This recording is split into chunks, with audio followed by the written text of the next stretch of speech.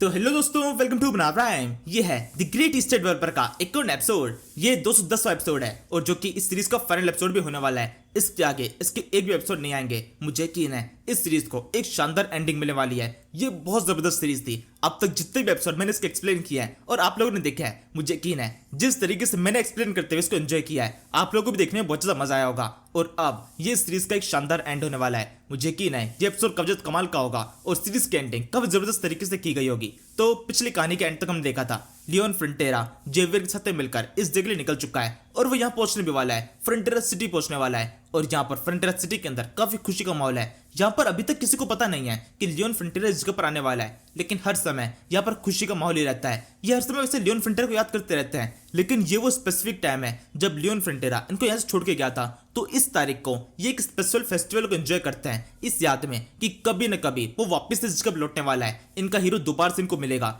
इस बात को 5 साल बीत चुके हैं और 5 साल से हर साल इस तरह के फेस्टिवल को बनाया जा रहा है ताकि ये याद रखा जा सके कि लियोन फ्रंटेरा जल्द ही लौटेगा। मतलब इनको अभी भी उम्मीद है कि वो वापस लौट सकता है। 5 साल बीत चुके हैं लेकिन फिर भी ये उसको बिल्कुल भी भुला नहीं पाए। और जैसा कि मैंने कहा था कि क्वीन एरिका शायद से लियोन फ्रंटेरा को भूल सकती है क्योंकि उसके पास में करने के लिए काफी सारे काम है, लेकिन अभी जो होने वाला है वो चीज मुझे पूरी तरह से गलत साबित कर देगी। और मैं इस बात से खुश भी हूँ। अभी इस समय स्टेज के ऊपर एक बंदा खड़ा होता है, एक पादरी है जो कि एक लड़की से बोल रहा है कि तुम क्या शादी को एक्सेप्ट करती हो, क्या तुम लियोन फ्रंटेरा को अपने पति के तौर पर एक्सेप्ट करती हो जो कि फ्रंटेरा सिटी का अगला किंग बनेगा। अभी वो यहाँ का प्रिंस है लेकिन आगे जाकर यहाँ किंग बनने वाला है। इस समय देखते हैं यहाँ पर असल में क्वीन एरिका की बात की जा रही है।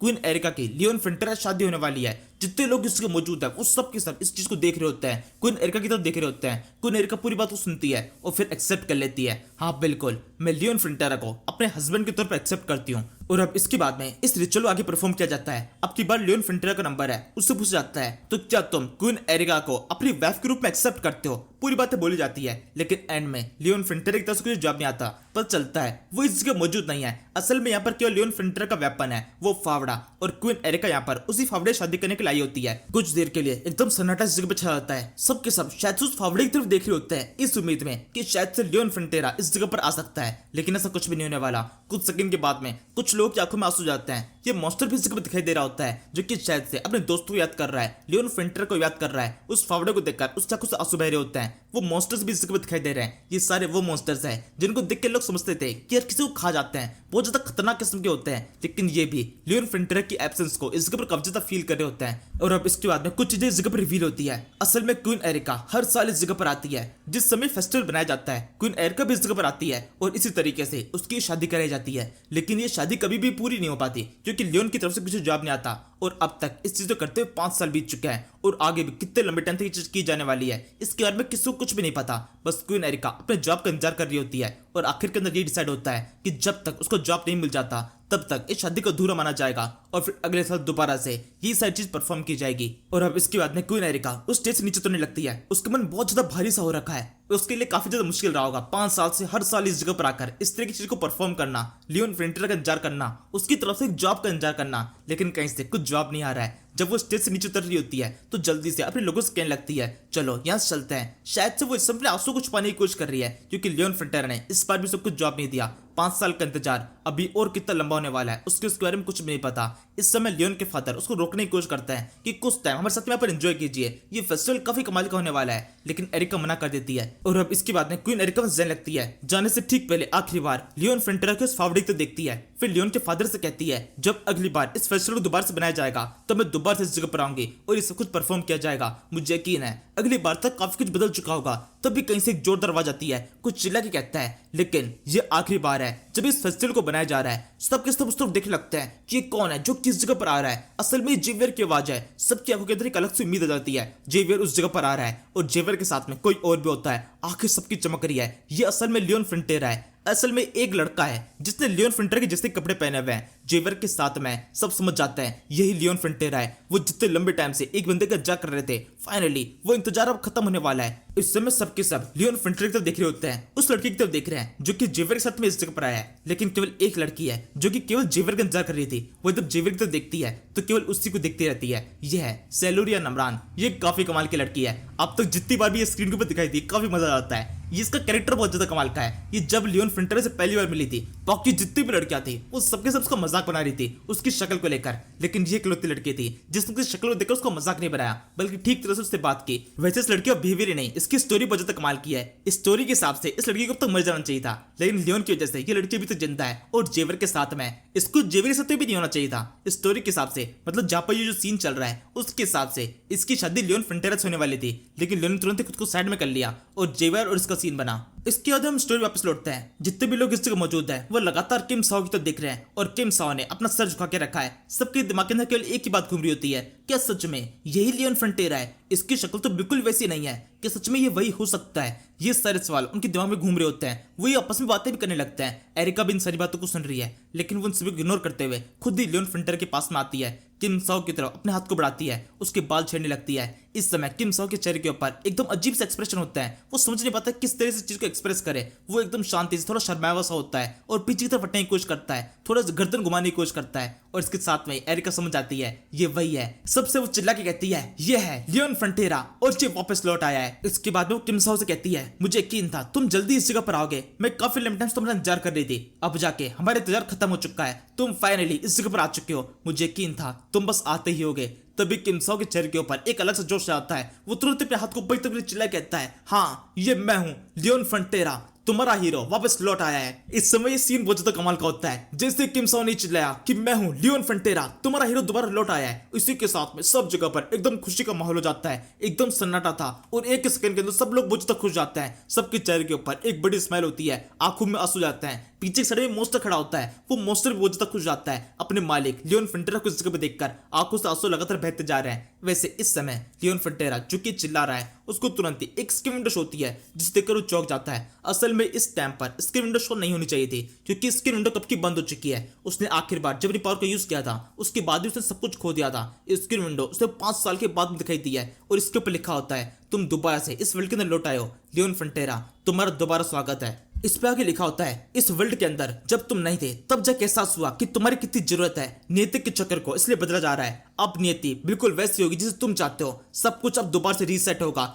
ये स्टोरी दोबारा से रीसेट होगी और तुम डिसाइड करोगे इस स्टोरी में आगे क्या होने वाला है। और इसी के साथ में सब कुछ आज बदलना शुरू हो जाता है, मतलब लियोन फ्रंटेरा के अंदर बदलना शुरू हो जाता है। किम साओ की बॉडी धीरे धीरे करके लियोन फ्रंटेरा बनने लगती है। एक अजीब सी लाइट उस जगह पर दिखाई दे रही है और जैसे वो लाइट उसके चेहरे के पास से पहुंचती है किम साओ की शक्ल दोबारा से अब लियोन फ्रंटेरा जैसी दिखने लगी है। वही भद्दी शक्ल, वो खौफनाक शक्ल इस जगह पर दिखाई देती है और सबको अपना असली हीरो दिखाई देता है। वैसे इस समय केवल लियोन फ्रंटेरा इस जगह पर नहीं आया है, केवल लियोन फ्रंटेरा की बॉडी इस जगह पर नहीं आई है, बल्कि वो सब कुछ रीसेट हो चुका है। वो सारे मॉन्स्टर्स जो कि लियोन के यहाँ से गायब हो चुके थे वो सारे मॉन्स्टर्स भी इस जगह पर आ चुके होते हैं। वो छोटे से फॉर्म में होते हैं, लियोन के कपड़ों में से बाहर निकलने लगते हैं, उसके बाद में खेलना शुरू कर देते हैं। फिर कुछ सेकंड बाद में वो मॉन्स्टर भी इस जगह दिखाई देता है, मतलब वो ड्रैगन जो कि लियोन फ्रंटेरा ने खुद से बनाया था वो ड्रैगन भी इस जगह पर आ चुका है। वो जोर से चलाना शुरू कर देता है जो कि बताता है पूरी दुनिया को कि लियोन फ्रंटेरा इज बैक। इस समय ये जो छोटी सी मॉन्स्टर होती है ये एक बीच को खाती है और अपने दोस्त से मिलने के लिए चली जाती है जो कि काफी लंबे टाइम से उसको इंतजार कर रहा था। ये एक लौता मॉन्स्टर जो कि इस दुनिया के अंदर अकेला हो चुका था, 5 साल से अपने दोस्तों को याद कर रहा था। जब दोबारा से अपने सारे दोस्तों को देखता है तुरंत ही उनकी तरफ भागता है और उनके गले लग जाता है। वैसे ये चीज इन मॉन्स्टर्स के बीच में नहीं हो रही, बल्कि यहाँ पर नीचे की साइड में लियोन फ्रंटेरा भी क्वीन एरिका के गले लगा होता है। क्वीन एरिका लियोन के गले लगी हुई होती है और उससे धीरे से कहने लगती है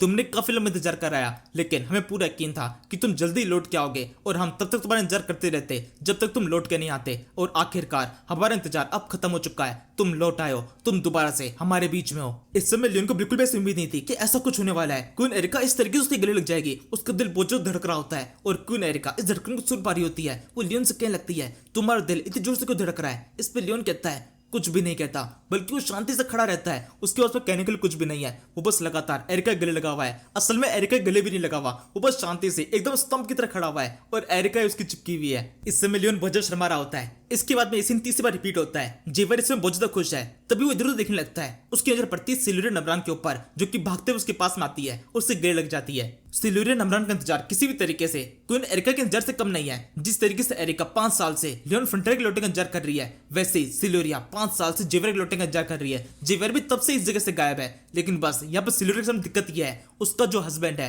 वो इस दुनिया में एग्जिस्ट करता है, कहीं ना कहीं भटक रहा है, लेकिन फिर भी वो उससे कभी भी मिल नहीं पा रही। जिस तरीके से एरिका 5 साल से जगह पर आ रही है अपनी शादी की फैसला करने के लिए, वैसे ही सेलोरे 5 साल से इस जगह पर आ रही है ताकि कभी उसकी मुलाकात जेवियर से होगी। जेवियर शायद इस फेस्टिवल को अटेंड करने के लिए आएगा और ये उससे मिल पाएगी। अब फाइनली जाकर इसका इंतजार भी खत्म हो चुका है। इसके बाद में फाइनली जाकर क्वीन एरिका लियोन फ्रंटेरा को छोड़ती है। यहाँ पर और भी काफी सारे लोग हैं जो कि उससे बात करना चाहते हैं। लियोन के पेरेंट्स भी जगह मौजूद है जो कि इंतजार कर रहे हैं कि कब क्वीन एरिका उससे दूर हटेगी और ये अपने बेटे से बात कर पाएंगे। इस समय उनकी आंखों के अंदर साफ दिखाई दे रहा होता है वो कितने डेस्परेट है अपने बेटे से बात करने के लिए। लियोन भी जब अपने पेरेंट्स को अपने सामने देखता है उसकी आंखें भर आती है। वो धीरे धीरे करके उनकी तरफ बढ़ने लगता है। उनके पास में जाकर धीरे से कहता है, मुझे बहुत लंबा टाइम लगा वापस लौट के आने में। वैसे क्या आप लोग सच में मेरा इंतजार कर रहे थे? आप लोगों को पता है ना मैं वो नहीं हूँ। इस पर उसके पेरेंट्स बोलते हैं, हाँ बिल्कुल हमें पता है, तुम हमारे बेटे हो और हमेशा हमारे बेटे ही रहोगे। और ये कहते हुए वो लियोन के गले लग जाता है। लियोन भी गले लगकर जोर से रोना शुरू कर देता है और पीछे की साइड में उसको एक और स्क्रीन शो रही होती है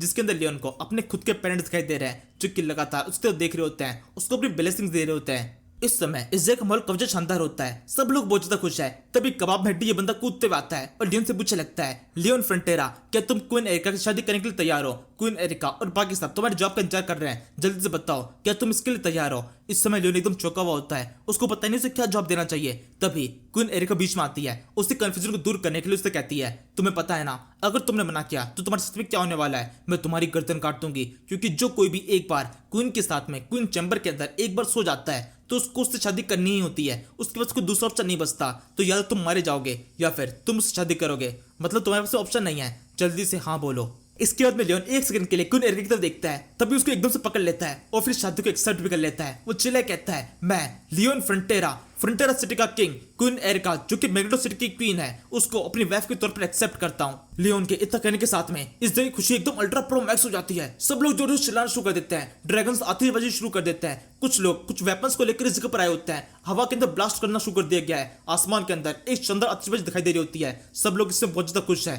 खुशी के मारे सबके आंखों से आंसू बह रहे होते हैं। एकदम शानदार माहौल इस जगह पर होता है। गाने बजाने शुरू कर दिए गए, लोगों की पार्टी शुरू हो चुकी है, लोग चिल्लाना शुरू कर चुके हैं, हूटिंग शुरू हो चुकी है। जो कुछ भी लोग कर सकते थे इनको समझ में नहीं क्या करना चाहिए। लियोन फ्रंटेरा इस जगह पर आ गया। एक सेकंड के अंदर उसकी शादी भी हो गई। फ्रंटेरा सिटी के लोगों को एक सेकंड के अंदर उनका किंग उनकी क्वीन दोनों एक साथ मिल चुके हैं। इस समय ये मॉन्स्टर्स अपने अलग ही लेवल पर होते हैं। तभी क्वीन एरिका जो कि लियोन के एकदम पास में एकदम से लियोन की गर्दन को पकड़ लेती है और उसको अपनी तरफ खींचती है। असल में इस समय वो लियोन को किस कर रही है। आखिर के अंदर जो चीज होनी चाहिए थी वो हो चुकी है। लियोन और क्वीन एरिका दोनों एक दूसरे को किस करते हैं और ये चीज इस सीरीज के एंड में हो रही है जो कि स्टार्ट में कहीं पर होनी चाहिए थी। किसी भी नॉर्मल मनवा के अंदर इस तरह के सीन को बीच में डाला जाता है ताकि लोगों को अट्रैक्ट किया जा सके, लेकिन इस सीरीज के अंदर ये चीज एकदम एंड में हुई है जब सीरीज खत्म होने वाली है। इस समय जेवियर बहुत ज्यादा खुश हो रहा होता है। वो अपने दोस्त की तरक्की को देख रहा है कि एक टाइम था कि कोई भी लड़की लियोन फ्रंटेरा को मुंह नहीं लगाती थी। लियोन फ्रंटेरा थोड़ा परेशान सा रहता था, लेकिन अब इस दुनिया की सबसे काबिल लड़की सबके सामने उसको किस कर रही है। और हम इसी के साथ में ये एपिसोड यहीं पे खत्म होता है। अब तक जितने भी एपिसोड थे उन सभी के एंड के अंदर लिखा आ रहा था टू बी कंटिन्यू, लेकिन अब की बार ऐसा नहीं है। अब की बार लिखा है दी एंड। सीरीज यहीं पे खत्म हो चुकी है। ये द ग्रेट ईस्टर्न डेवलपर का फाइनल एपिसोड था।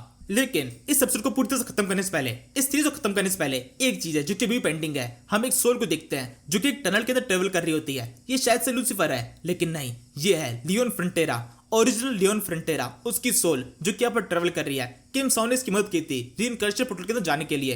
अभी ये इस समय अपने रीइनकार्नेट होने का इंतजार कर रहा है। इसको सब कुछ पता है सिटी के अंदर क्या सब कुछ हो रहा है। लियोन फ्रंटेरा किस तरीके से इस दुनिया को छोड़ के गया था और अब दोबारा से जगह लौट चुका है। फ्रंटेरा सिटी के अंदर सब लोग बहुत ज्यादा खुश है और इस बात से इसको बिल्कुल भी जलन नहीं हो रही, बल्कि काफी ज्यादा खुश हो रहा होता है कि उसकी सिटी के सारे लोग बहुत ज्यादा खुश है और साथ में अपने खुद के लिए भी सोच रहा होता है कि जल्द ही उसका रीइनकार्नेशन होने वाला है और उसकी लाइफ भी बिल्कुल वैसी होनी चाहिए जिसकी किम साओ की थी। किम साओ जिस तरीके से इस दुनिया के अंदर आकर अपनी रेपुटेशन को जगाया, सब लोगों के मन में खुद के लिए सम्मान लेके आया, इतनी गंदे शरीर के अंदर होने के बावजूद भी उसने सबके सामने प्रूफ किया कि वो कितना काबिल है। वैसे ही ये लियोन फ्रंटेरा भी चाहता है उसकी लाइफ किम साओ की जैसी ही हो। और अब इसके कुछ देर बाद में उस सोल को उस टनल का एंड दिखाई देता है। एक बहुत लाइट दिखाई देती है। सोल सीधे उस टनल के अंदर एंटर कर जाती है और फिर चमत्कार हो जाता है। उस बच्चे की आंख खुलती है। एक बच्चा आंखें खोलते ही अपने सामने अपने पेरेंट्स को देखता है। उसके पेरेंट्स बहुत ज्यादा खुश होते हैं अपने बच्चे को देखकर। वो तुरंत ही उसको गोद में उठा लेते हैं और फिर उसको नाम देते हैं किम साहो।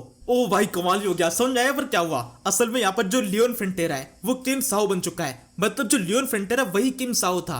और जैसे ही कुछ टाइम पहले लियोन फ्रंटेरा को उसकी विंडो शो हुई थी, इस पे लिखा हुआ था सब कुछ दोबारा से लिखा जाने वाला है, डेस्टिनी दोबारा से लिखी जाएगी और सब कुछ वैसा होगा जैसा तुम चाहते हो। तो उसका मतलब ये था लियोन फ्रंटेरा दोबारा जन्म ले चुका है किम साओ की बॉडी के अंदर। और अब ये किम साओ जाके बनेगा लियोन फ्रंटेरा दूसरी दुनिया के अंदर पहुंचने के बाद में। और फिर वो जो वहां का लियोन फ्रंटेरा होगा उसको बनने के लिए भेज देगा किम साओ। फिर ये किम साओ, फिर वो लियोन फ्रंटेरा, फिर वो किम साओ, फिर वो लियोन फ्रंटेरा, और इस तरीके से चलता रहेगा। और हर कोई कुछ देर के बाद में उस सर्कल से फ्री होता जा रहा है। और अब इसी के साथ में मैं दोबारा से कह सकता हूँ ये सीरीज बहुत कमाल की है। जो लियोन फ्रंटेरा है वही असल में किम साओ है, और जो किम साओ है वही लियोन फ्रंटेरा है। ये दोनों असल में एक इंसान है जो कि दो अलग अलग दुनिया के अंदर है, अलग अलग टाइम पर। और इसका मतलब ये हो जाता है कि जो किम साओ सीरीज के स्टार्ट के अंदर पहली बार रीइंकार्नेट होकर लियोन फ्रंटेरा बन गया था, वो कोई इत्तेफाक था ही नहीं। ऐसा नहीं था कि कोई सोल भटक रही थी, उसको लियोन फ्रंटेरा की बॉडी मिली और उसने कब्जा कर लिया, ऐसा कुछ नहीं है। उसको बनना लियोन फ्रंटेरा ही था।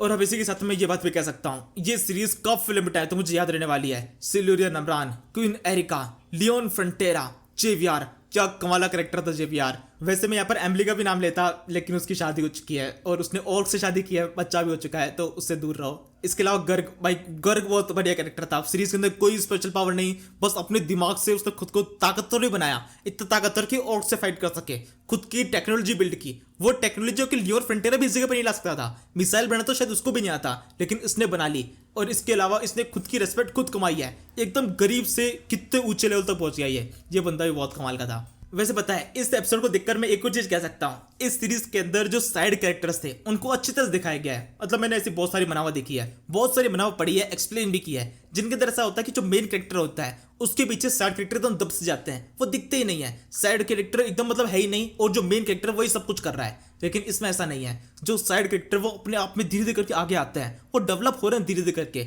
और वो डेवलपमेंट एकदम अच्छी तरह दिखाया जाता है। और जब किसी सीरीज के अंदर ऐसा होता है ना कि साइड कैरेक्टर पर ध्यान दे रहे हैं, तो वो सीरीज काफी अच्छी लगती है। जैसे कि एक तो ये सीरीज हो गई द ग्रेट ईस्ट डेवलपर, इसके अलावा वो माउंटेन मेडिट वाली सीरीज, उसके अंदर भी सेम ऐसा ही है। इनफैक्ट उसमें तो काफी कुछ उल्टा भी है कि जो साइड कैरेक्टर है वो कुछ टाइम तक ऐसा लगता है मेन कैरेक्टर से ज्यादा ताकतवर है। उस सीरीज को देखना, उसमें स्टार्टिंग के 20 एपिसोड 50-60 एपिसोड तक ऐसा है कि जो साइड कैरेक्टर है वो मेन कैरेक्टर को लीड कर रहे होते हैं, उसको डोमिनेट कर रहे होते हैं। मेन कैरेक्टर धीरे धीरे खुद को ताकतवर बनाता है, लेकिन इसके बावजूद भी ऐसा कभी नहीं होता कि साइड कैरेक्टर एकदम साइड में हो जा रहे हैं। साइड कैरेक्टर अपनी खुद की एक अलग भूमिका बना के रखते हैं, और जब वो स्क्रीन पर दिखते हैं उनका हर बार एक्शन एक ही तरीके का होता है, खतरनाक, जबरदस्त, और डायलॉग्स और भी खतरनाक होते हैं। इसके अलावा अगर मैं कोई सीरीज रिकमेंड करूं तो वो है doomsday Hunter. World apocalypse online का ओरिजिनल नेम है। मैंने बहुत टाइम पहले एक्सप्लेन की थी, तो मेरा एक्सप्लेनेशन उतना अच्छा नहीं है, लेकिन मैंने उसके बहुत सारे चैप्टर एक्सप्लेन किए थे और बहुत जबरदस्त है। अगर कभी टाइम मिले तो शायद तो जाके इसकी मनावा पढ़ लेना या फिर एक्सप्लेनेशन देखना, उतना बुरा नहीं है। लेकिन अगर ये स्टोरी इतनी कमाल की, अगर स्टोरी पसंद है तो बहुत मजा आ जाएगा। और जो साइड कैरेक्टर का डेवलपमेंट है वो इससे बहुत ही जबरदस्त है।